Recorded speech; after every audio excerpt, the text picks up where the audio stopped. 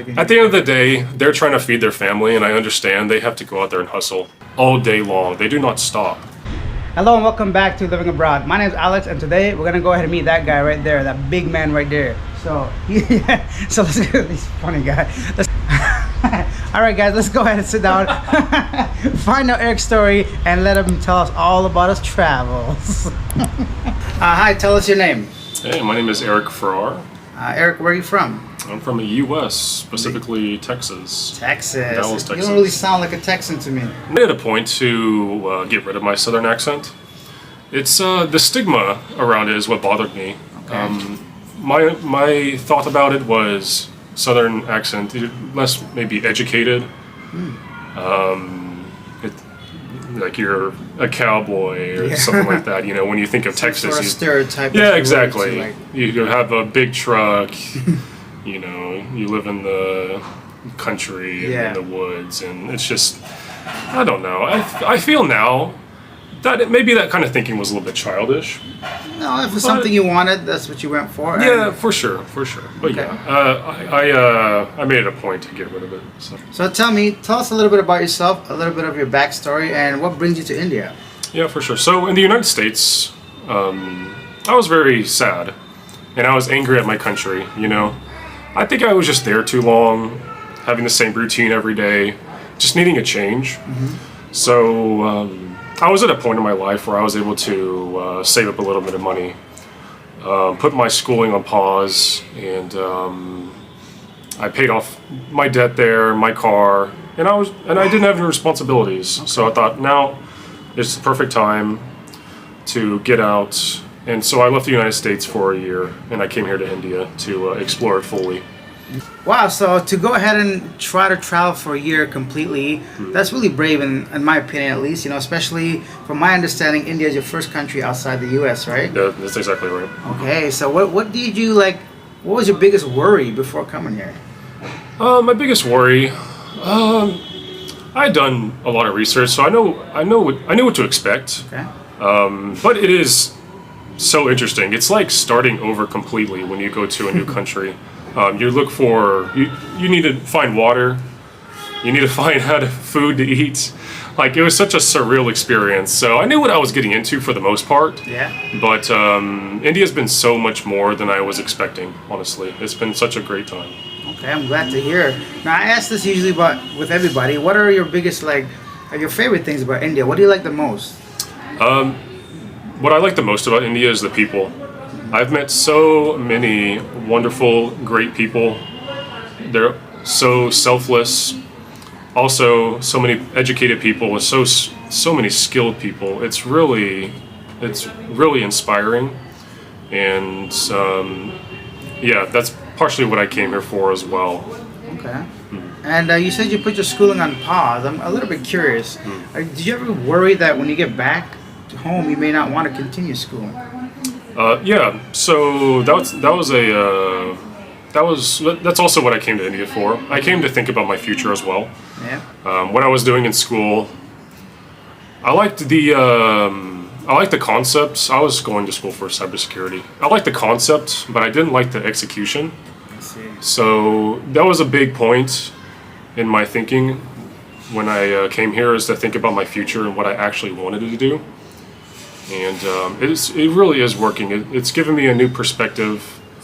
I've had so many good opportunities here that have really shaped how I think about myself and my future. So that's excellent. Good to know. And I assume you're single because you're traveling for a year? Oh yeah, for sure. Okay. Yeah, I couldn't be here for a year if I had a relationship in the States or something like that. So I see. Have you had a chance to date any Indian women? I haven't. No, I haven't really. I haven't really tried too hard. Yeah.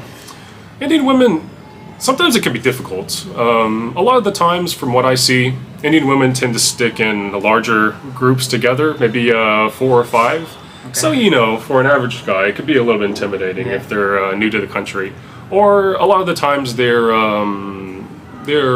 traveling with their family. Yeah. So, you don't get a lot of opportunity, but there is. I just haven't tried because I don't tend to stay in one city for too long. I see. Maybe for like, I've had exceptions, right? But typically it's maybe like a week or less. Do you have a favorite place or city so far that you've been traveling through?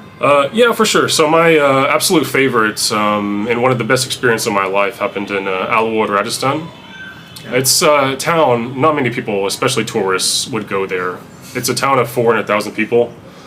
Not too much going on there as far as like tourist attractions or anything like that, but I met some very good people there, and I had opportunities to volunteer and spend time doing something good there. And it really, and I was really honored that I was able to even do that in a country I don't live in.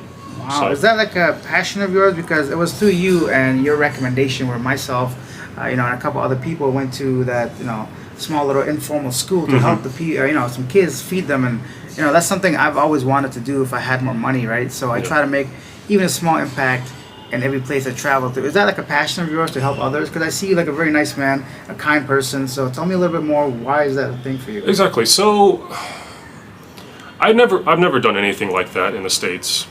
Okay. I knew I could. I had time. But I just never did. I never went out. I don't know. It never crossed my mind. Yeah. But coming here, I wanted to change myself as a person as well. And opportunities like this, and we went to that small school yesterday and made a very great meal for all these kids. It's just a new experience.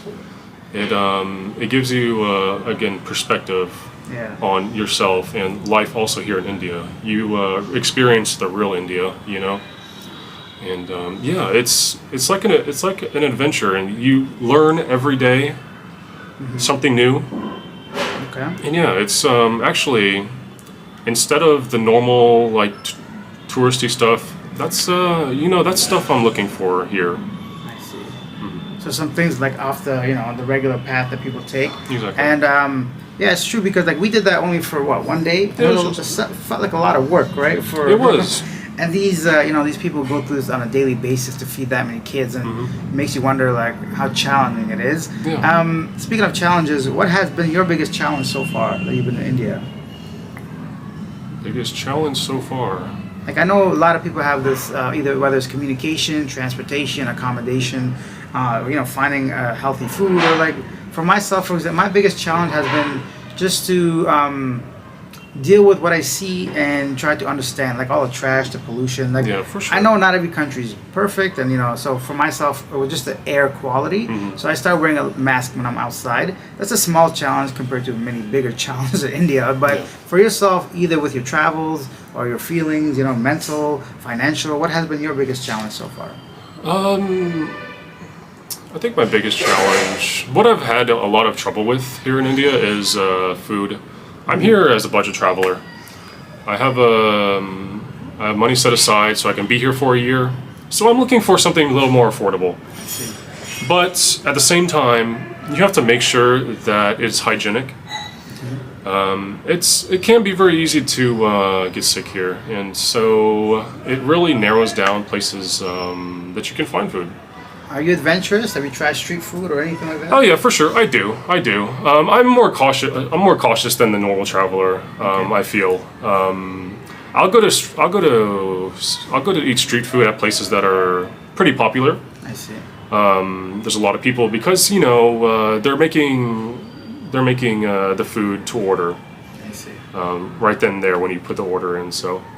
So yeah, I think you should be a little more cautious in street food, especially if it's if you see this stand and there's like food already made. Yeah. There's just an issue with like flies, stuff like that. and So how it's long it's it's been stuff I'm sitting there. stuff I'm very very cautious about. So Okay. And what about safety? A lot of people have an impression that India is not a safe place to travel to. Even my own subscribers, my friends, people, when I say I'm going to India or I am in India, the first thing that comes to mind, well, is India safe? What do you think? Is India safe? for a male traveler, I think it's perfectly safe. I don't think there's too much to worry about, especially me as a 6'5". Like I stand out a lot, but at the same time, It hasn't happened yet, but nobody's gonna mess with me really. Yeah. I'm comfortable going out at night, you know, walking by myself. Yeah, I don't really have an issue with that. Yeah, I was gonna mention because you stand out quite a bit, and he's a very tall man, 6'5", and you know he's obviously Caucasian and not Indian. So does that ever become an issue where people target you either to try to sell you something or hassle you in any way? Oh yeah, for sure. Yeah, and you'll get that in India regardless if you're 6'5". You always have tuk-tuk drivers come up to you like every 20 seconds, seeing if you want to ride. Yeah. It is annoying sometimes, but it's just, you know, you gotta understand India. You know? It's just a thing. Part of the experience. Right? Exactly. It's not a place where you want everything. At the end of the day, they're trying to feed their family, and I understand they have to go out there and hustle. They work. All of these auto drivers, all these tuk-tuk and rickshaw drivers, they work really hard all day long. They do not stop. And you know, I understand that it's to put food on their table to feed their kids. So I understand when when they come up to me, hassle me, stuff like that. You know. Yeah, I agree completely with you, Eric. And lastly, tell me, what advice do you have for anyone, whether female or male, that wants to come to India? What would you tell them?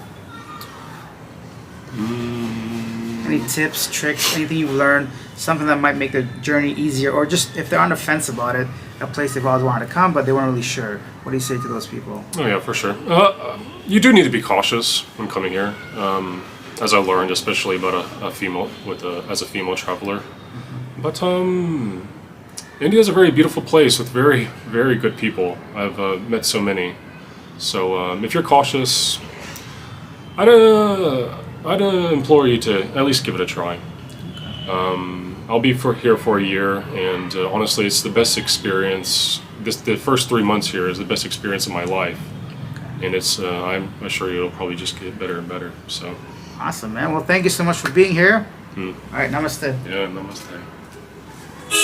And that was Eric and his story. Leave your comments down below. I'd love to know what you guys think of the story. Any thoughts? Leave them down below. If you take time to write it, I take time to respond.